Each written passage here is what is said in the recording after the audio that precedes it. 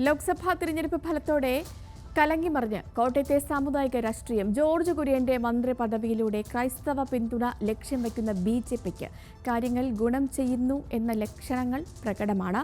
Orthodox സഭ കഴിഞ്ഞ ദിവസം മൂന്നാം നരേന്ദ്രമോദി സർക്കാരിനെ അഭിനന്ദിച്ച് രംഗത്ത് വന്നിരുന്നു. അതേസമയം ക്രൈസ്തവ വോട്ട് ചോർച്ച തടയുക എന്ന ലക്ഷ്യത്തോടെയാണ് കേരള കോൺഗ്രസ് എമ്മിന് സ്വന്തം രാജ്യസഭാ സീറ്റ് CPM വിട്ടു നൽകിയതെന്നാണ് വിലയിരുത്തൽ.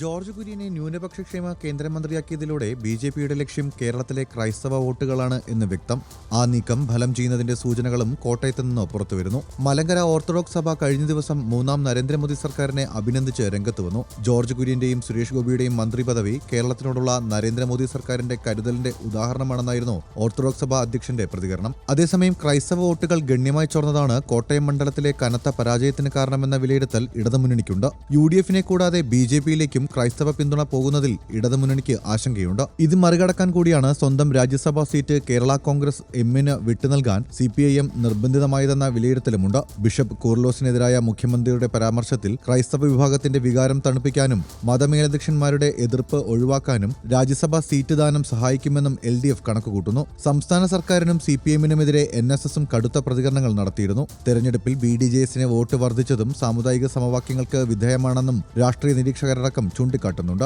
ന്യൂസ് മലയാളം, കോട്ടയം.